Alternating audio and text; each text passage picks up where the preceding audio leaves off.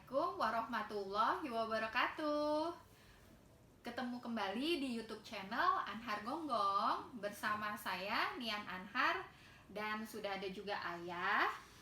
Dan kali ini kita akan berdiskusi, kemudian juga mendengar cerita dari Ayah tentang Indonesia pada periode dari RIS kembali ke Negara Kesatuan Republik Indonesia, ya. Nah, kan kita sudah sampai pada perang mempertahankan kemerdekaannya, ya. Terus kan kemudian ternyata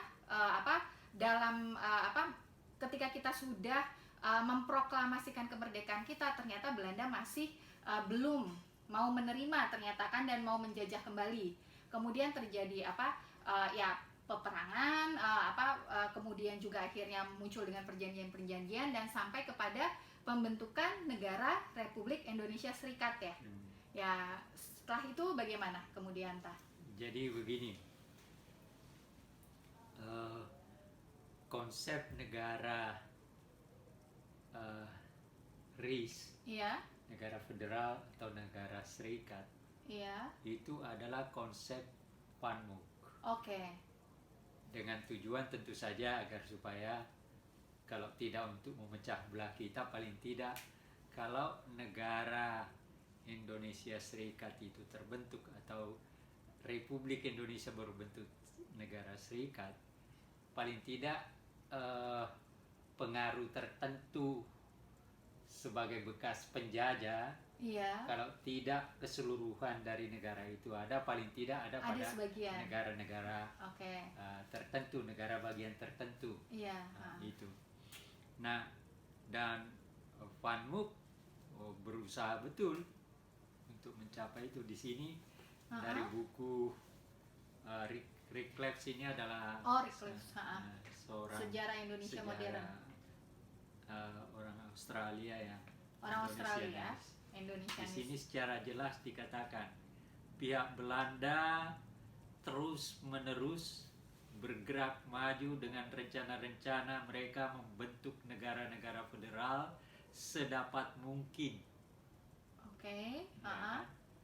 Sebuah negara Indonesia Timur didirikan dalam suatu konferensi di Denpasar, Bali. Tapi sebenarnya ada konferensi sebelumnya, Malino. Jadi orang-orang Indonesia Timur dibawa ke sana.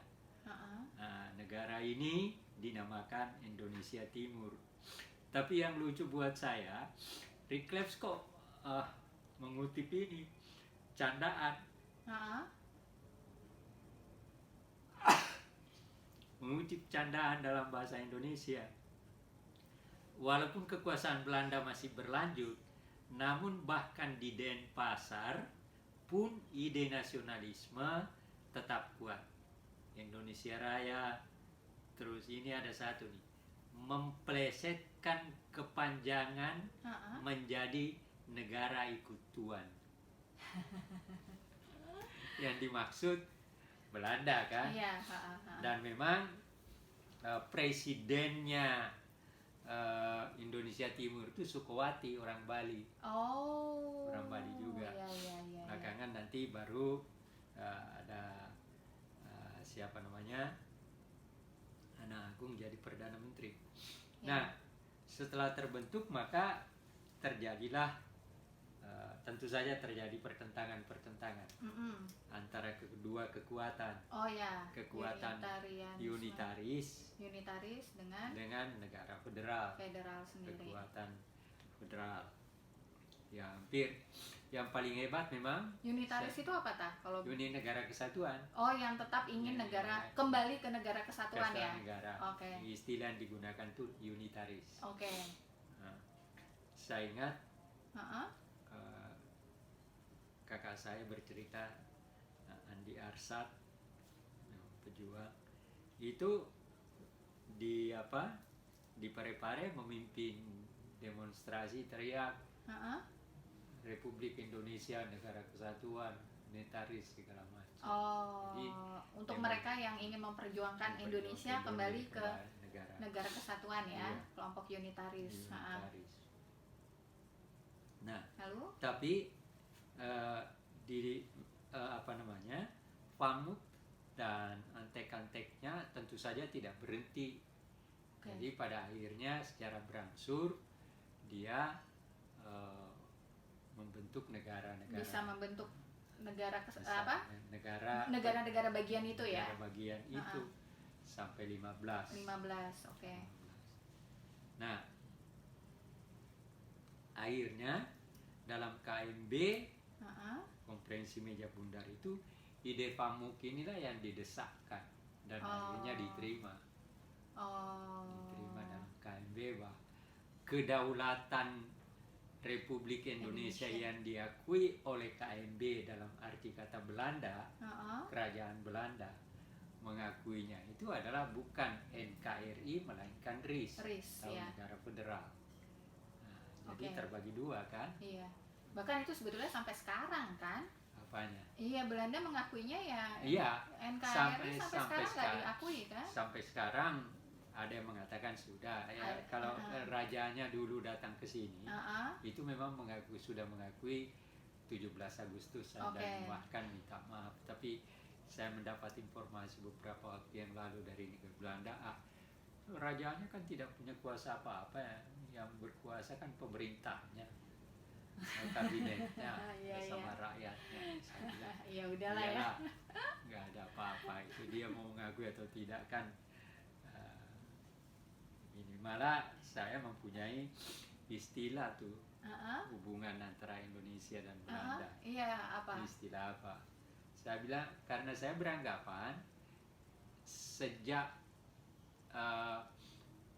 kita kembali ke negara kesatuan pada tahun 50, maka sebenarnya kita tidak mempunyai landasan hubungan diplomatik dengan Belanda. Karena kan kita tidak mengakui KMB. Iya. Ya kan? Iya. Belanda tidak mengakui 17 Agustus, hari kemerdekaan kita. Iya. Nah, lalu apa kekuatannya untuk, lalu ada di Komnas HAM hal ini dulu ditanyakan pada saya, lalu saya bilang itu nggak ada. Lalu ada wakil ketua komisi HAM kalau nggak salah nelpon salah seorang bekas duta besar. Dia tanya, apa landasan hukum hubungan antara Belanda dengan Indonesia? Dia bilang ya RIS itu. Ya saya bilang ya nggak bisa. Karena bentuk kita sekarang NKRI. Jadi saya bilang nggak ada. Lalu saya katakan apa? Kalau begitu hubungan diplomatik antara Belanda dan Indonesia itu hubungan kumpul gepuk. Iya nggak ada, tanpa ikatan, tanpa kesepakatan ya. Ya oke. Balik lagi ya. Jadi ya, tapi tentu saja kita pemerintah kita memang susah juga kan, duitnya banyak. Apalagi waktu kita bangkrut tahun 66 kan kita bangkrut. Lalu Belanda yang membantu bahkan ketua IG-nya kan Prong, walaupun Soeharto marah juga pada akhirnya. Jadi seperti itu. Ya, balik lagi. Nah, lalu pertentangan ini kan kalau pertentangan ini kan adalah sesuatu yang harus diselesaikan. Ya, kan? Harus jelas. Jelas. Bagaimana? Akhirnya singkatnya begini, terjadi demonstrasi, bahkan hampir terjadi konflik gitu. Nah, lalu di parlemen Natsir yang punya peranan. Dalam buku kecil ini yang diterbitkan oleh Tempo, seri buku satu Tempo, buku sejarah Tempo, pahlawan arsitek negara kesatuan. Nah, waktu itu di tengah-tengah situasi seperti itu, maka kan negara-negara federal kan mempunyai organisasi itu, BFO. Lalu di sini jelas sekali dalam BFO itu adalah bekas Letnan Gubernur Jenderal Hindia Belanda Hubertus Johannes van Mook. Ya kan? kan ada yang menganggap bahwa seakan-akan ini adalah ide dari siapa gitu, orang Indonesia. Enggak, ini jelas. Ini jelas banget FANMUK ya. FANMUK gitu. Nah, ya tapi terlepas dari itu berwujud. Nah, lalu kemudian ada negara Borneo, ada Dayak Besar, ada segala macam. Jadi di sini disebutkan ya, cuma terdiri atas Republik Indonesia, negara Indonesia Timur, dan negara Borneo, menjadi 16 negara bagian.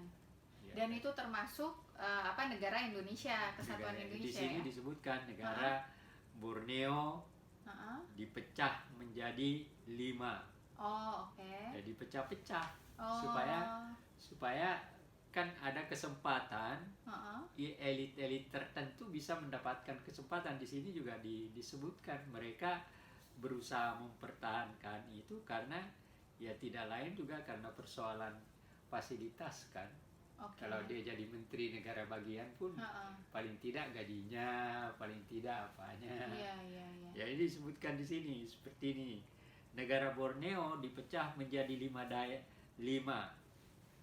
Dayak Besar, Borneo Tenggara, Borneo Timur, Borneo Barat, dan Banjar. Iya kan? Iya. Jadi Republik Indonesia dicabik-cabik menjadi 9 negara bagian. Yaitu Bengkulu, Belitung, Riau, Sumatera Timur, Madura, Pasundan, Sumatera Selatan, Jawa Timur, dan Jawa Tengah. Ya, menjadi negara-negara bagian. Tapi sebenarnya lalu bahkan di Sumatera telah antri Jambi dan Tapanuli Selatan untuk menjadi negara bagian sendiri.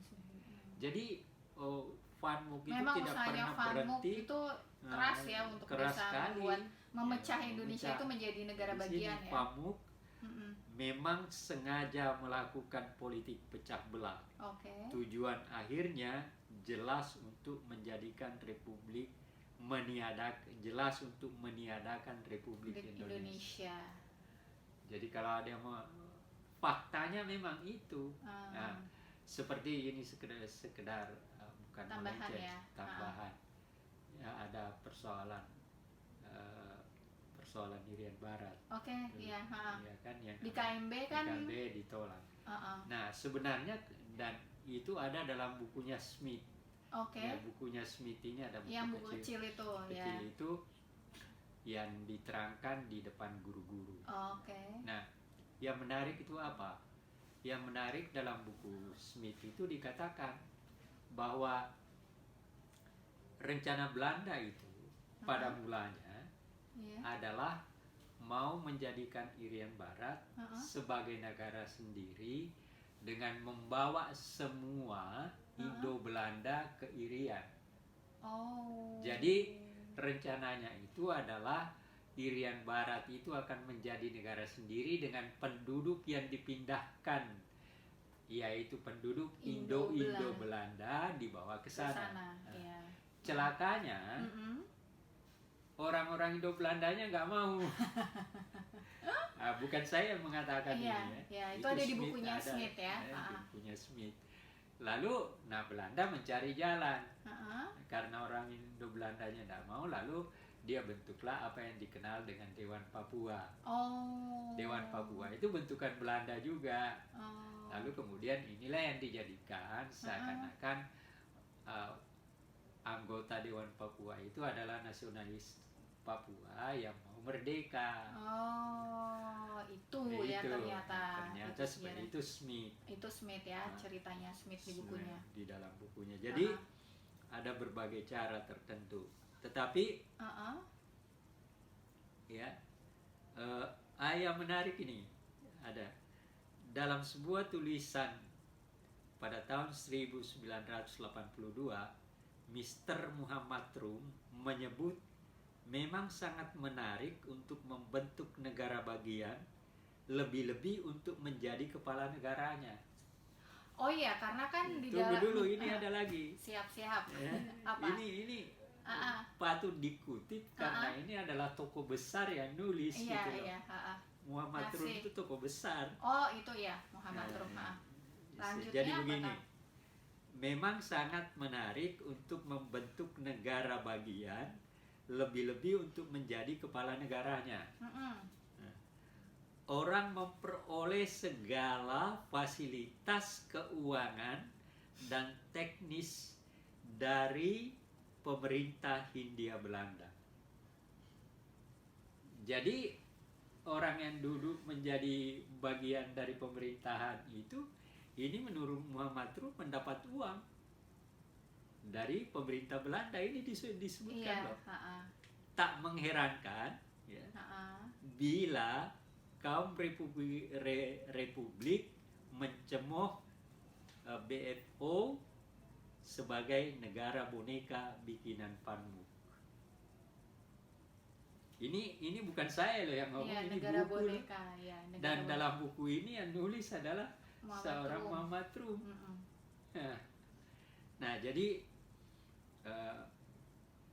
ada daya tarik tertentu seperti itu bagi elit-elit tertentu, seperti itulah. Jadi negara RIS sendiri itu pun memiliki daya tarik tertentu yang berkaitan dengan jabatan, segala macam, keuangan dan lain-lain yang diberikan ini pemerintah. Ini menurut Muhammad Rum dalam buku ini.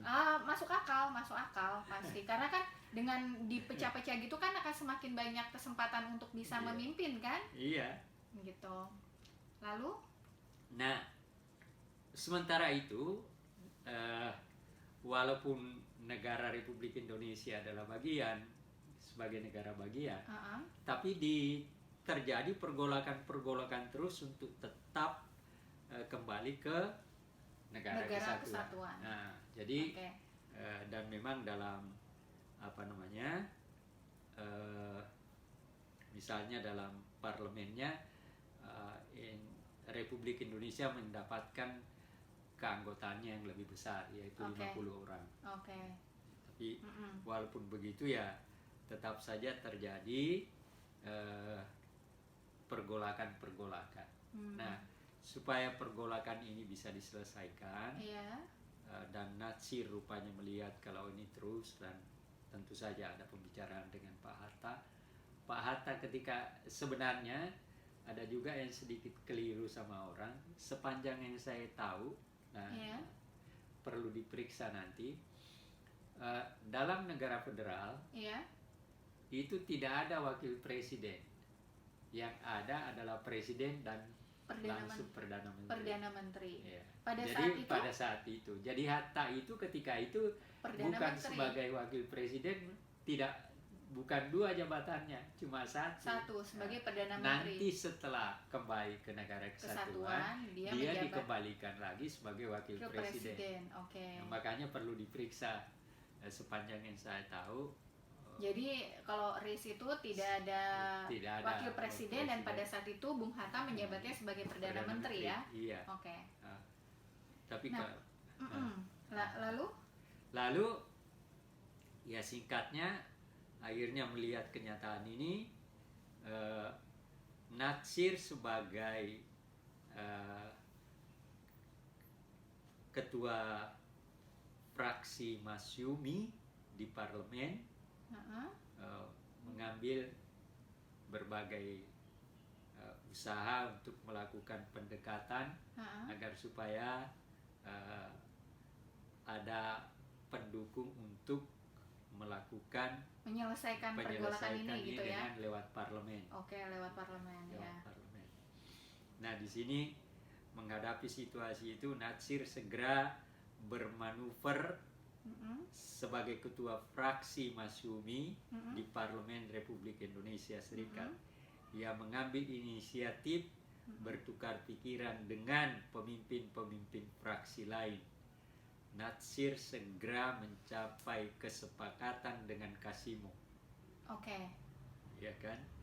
Dari Partai Katolik, dan AM Tambunan dari Partai Kristen Indonesia. Jadi malah mencari kelompok-kelompok perwakilan ya istilahnya. Nah, iya kan? Pembicaraan paling alot terjadi dengan kekuatan politik yang ekstrim. Partai Komunis Indonesia di sisi kiri dan BFO di sisi kanan. Menurut Natsir ya. Menurut buku ini. Buku ya. Begitu. Nah, tapi Natsir mendapat masukan berharga setelah berbincang dengan Insinyur Zakirman dari Partai Komunis Indonesia dan Sahetapi Engel dari BFO.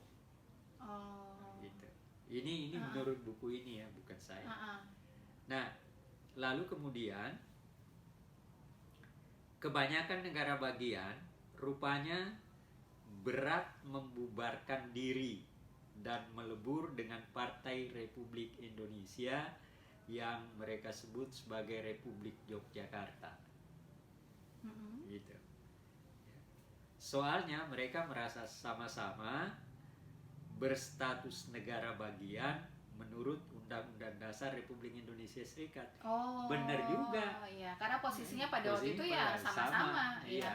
Nah, jadi ya terjadi ini harus dipahami bagaimana dinamika, bagaimana dialog untuk proses situasi terjadi macam-macam konflik, macam-macam perbedaan pendapat, akhirnya nanti pada saat tertentu bisa diselesaikan, dan ini ya terlihat dengan itu. Setelah berbulan-bulan melakukan pembicaraan dan lobby dengan pemimpin-pemimpin fraksi lainnya, Natsir mengajukan gagasan kompromistis. Nah, ini kompromistis. Ini hebatnya orang Indonesia kan itu. Ya, di tengah-tengah situasi ini ada orang yang bisa membuat rumusan, lalu itu bisa diterima oleh semua pihak, gitu loh. Ini kan dan dalam hal ini, untuk hal ini adalah Natsir ya. Lalu dikatakan begini, berbulan-bulan lalu Natsir mengajukan gagasan kompromistis. Dia menyarankan semua negara bagian bersama-sama mendirikan negara kesatuan melalui prosedur parlementer. Itu gagasannya. Jadi di tengah-tengah pergulakan hampir perpecahan itu, gagasan Natsir diajukannya seperti itu.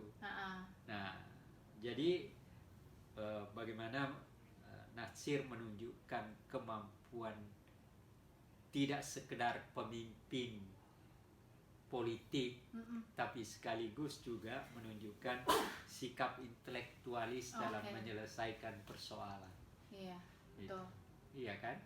Iya, kalau banget, dia tidak mempunyai sikap intelektualistis, dia tidak akan temukan kompromi seperti solusi, itu. Kalau dia hanya sekedar sebagai seorang politikus, berusaha untuk cari kemenangan. Iya, ini kan, ya, tapi dia melihat ini tidak akan selesai. Maka satu-satunya jalan adalah harus menemukan cara tertentu di mana semua pihak tidak merasa kalah. Iya. Nah, maka itu komprominya adalah mendirikan negara kesatuan melalui prosedur parlementer. Iya kan? Jadi tidak ada satu negara bagian menelan negara bagian lainnya. Hebatnya kan itu. Iya. Ya, jadi walaupun harus kita ketahui bahwa mereka ini adalah orang-orang yang berbeda secara ideologi. Iya. Secara ideologi mereka berbeda. Iya, betul. Tapi kan di tengah-tengah situasi seperti itu mereka berusaha mencari titik temu ya. Ternyata itu yang emang harus dipelajarin juga sih. Iya. untuk untuk anggota kita sekarang ya, parlemen. Lalu apa yang terjadi? Usul itu diterima pemimpin fraksi-fraksi lain. Maka pada tanggal 3 April 50 Natsir menyampaikan pidato bersejarah di depan Parlemen Republik Indonesia Serikat. Pidato itu ditutup dengan mosi yang intinya. Ya, mosi ini intinya begini. Dewan Perwakilan Rakyat Sementara Republik Indonesia Serikat dalam rapatnya tanggal 3 April 1950 menimbang sangat perlunya penyelesaian yang integral dan pragmatis terhadap akibat-akibat perkembangan politik yang sangat cepat jalannya pada waktu akhir-akhir ini. Jadi perkembangan politik pada saat itu memang sangat cepat, sehingga harus direspon dengan lebih cepat ya. Pikiran cepat juga kan. Iya. Jadi seperti itu. Lalu mosi itu diteken, istilah di sini diteken bersama ramai-ramai oleh semua pihak. Ada Subadio, Hamid juga ikut menandatangani, Sakirman juga ikut, Werdoyo juga ikut, Tambunan. Jadi semua tokoh-tokoh hebat fraksi menerima usulan dari Nasir. Maka itu sebabnya mengapa judul ini, bab ini Arsitek Negara Kesatuan. Jadi arsiteknya itu sendiri adalah Nasir. Tapi yang hebat itu si arsitek mempunyai hubungan, kemampuan untuk melakukan lobby, melakukan kompromi, maka terjadilah ini. Maka integrasi itu berhasil dan tidak ada yang merasa dirinya dikalahkan. Nah, itulah akhir daripada negara RIS. Jadi dan kita kembali ke negara.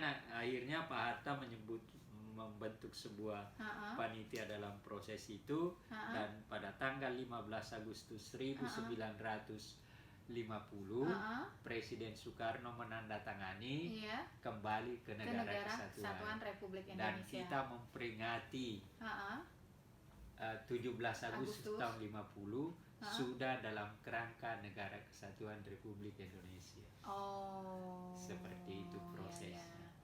Jadi, dan ini berlangsung selama sekitar 7 bulan. Makanya negara dari RIS kemudian kembali ke negara kesatuan tuh sekitar 7-8 bulan. 7-8 bulan ya untuk itu. Jadi seperti itu akhirnya tadi. Nah untuk atas dasar itu sikap Belanda sendiri udah nggak bisa. Ya udah nggak bisa apa-apa. Makanya dia marah. Belanda kan marah, makanya juga itu adalah faktor mengapa kemudian persoalan Irian Barat terulur-ulur. Gitu. Kan dengan ini tidak ada lagi hubungan kita dengan Belanda. Iya betul. Karena kan kita udah kembali ke negara kesatuan. Dengan menghilangkan negara federal itu artinya perjanjian KMB juga sudah tidak laku. Tidak berlaku kan. Belanda. Nah, apa artinya kalau KMB tidak berlaku, ya ada persoalan juga dengan Papua atau Irian Barat istilahnya ketika itu. Jadi waktu ketika terjadi pergolakan gitu ya, di negara RIS sendiri, Belanda nggak berusaha untuk mencampur tangan itu nggak? Berusaha juga. Berusaha juga ya. Itu kalau dimulai dari itu salah satu faktornya kan rencananya ini sudah dimulai sejak tahun 46. Makanya negara pejuang di Sulawesi Selatan itu salah satu usahanya adalah menggagalkan konferensi Malino itu. Bukan, Malino berjalan, tapi konferensi yang mau digagal itu konferensi Denpasar tahun 47. Gitu. Maka pejuang-pejuang Republik Indonesia di Sulawesi Selatan itu hampir tiap hari, tiap malam melakukan serangan ke tempat-tempat, maka kelabakan. Maka dikirimlah Westerling ke Sulawesi Selatan untuk menteror rakyat. Dan dia memang menteror, orang dikumpulin, satu kecamatan ditembakin, suruh bikin lubangnya sendiri, kemudian ditanya mana di Sele, mana di Matalata, mana, kalau tidak ada tembak semua, mati di situ. Gitu. Itu bagian dari terornya Belanda untuk supaya federal tetap berjalan negara. Supaya terwujud negara federal. Ya. Jadi makanya setelah kembali ke negara kesatuan ya Belanda udah nggak bisa. Sudah nggak bisa apa-apa lagi. Tapi dia punya pegangannya Papua atau Irian Barat. Padahal kan di KMB sendiri kan janjinya adalah 1 tahun kemudian. Iya, tapi kan Belanda juga sudah mungkin berpikir kita sudah tidak mengakui KMB, ya kita tidak ada hubungan lagi untuk berbicara tentang Papua, tentang Irian Barat. Iya, seperti itu. Betul. Tapi akhirnya ya, berjalan kan. Iya. Begitu suka, memang terhenti itu. Boleh dikatakan terhenti, tapi tidak pernah berhasil. Antara tahun 50-58 itu pembicaraan tentang Irian Barat tidak pernah ada. 50 sampai 58 nggak pernah. Enggak. Gitu ya. Nah, begitu Soekarno nanti akan kita bicarakan, begitu Soekarno memegang kekuasaan presiden sekaligus perdana menteri lewat dekret presiden, maka langkah pertama yang dia lakukan adalah mengembalikan Papua ya, Irian Barat. Ya, seperti itu. Oke. Jadi di Negara Kesatuan pada 15 Agustus 1950 ya. 17 Agustus 1950 kita udah kembali lagi ke Negara Kesatuan. Dan kita memperingati Negara Kesatuan itu. Sebagai itu ya. Sudah 17 Agustus 50, kita sudah merayakan proklamasi 17 Agustus yang itu sebagai Negara Kesatuan. Gitu 15 ya. Agustus, 17 Agustus tahun kelima ya kita Negara Kesatuan. Kembali ke Negara Kesatuan. Nah, setelah menjalani sekitar 7-8 bulan menjadi negara federal. Nah, tapi kan berarti udah sampai. Nah, tapi sebetulnya kan di dalam ketika menjadi RIS itu kan banyak terjadi ya pergolakan, terus banyak peristiwa-peristiwa, tapi dengan tokoh-tokoh tertentu seperti Sultan Hamid, seperti misalnya Agung Gede Agung, tapi itu nanti kita tapi bagi itu sendiri memang nanti ya. Nanti kita lihat apa sebenarnya ada perbedaan tertentu di antara tokoh-tokoh itu juga. Misalnya ini aja sedikit aja kayak nanti kita akan jadi bahas misalnya sendiri. ketika Belanda menyerang Yogyakarta, agresi kedua berarti tahun 48 ya. 19 Desember 48. Iya, 48. Begitu anak Agung mendengar Belanda menyerang ibu kota Republik Indonesia, Yogyakarta, langsung mengundurkan diri. Jadi sikap patriotismenya nampak. Masih ada. Itu yang membedakan dengan yang lain. Itu sekedar pancingan-pancingan karena nanti kita akan bicara lagi tentang tokoh-tokoh yang mungkin bisa jadi pelajaran juga. Banyak gitu ya. Sekali Banyak ya, nanti kita akan bahas tapi yang unik. Siap kalau gitu. Banyak sekali tokoh kita ya. Uniknya itu apa? Karena wajar aja kalau kita unik. Lah kita punya suku bangsa saja sekitar 700. Iya, betul. Ya, tapi pulaunya saja 17.000. Bagaimana? Apalagi dalam konteks baru. Nah, cuma hebatnya kita di mana adalah bahwa kita menjadi Indonesia oleh karena kehendak bersama. Tidak ada paksaan. Tidak ada paksaan. Mau dikatakan di mana? Nah, lihat Sumpah Pemuda. Sumpah Pemuda itu adalah proklamasi kebangsaan kita.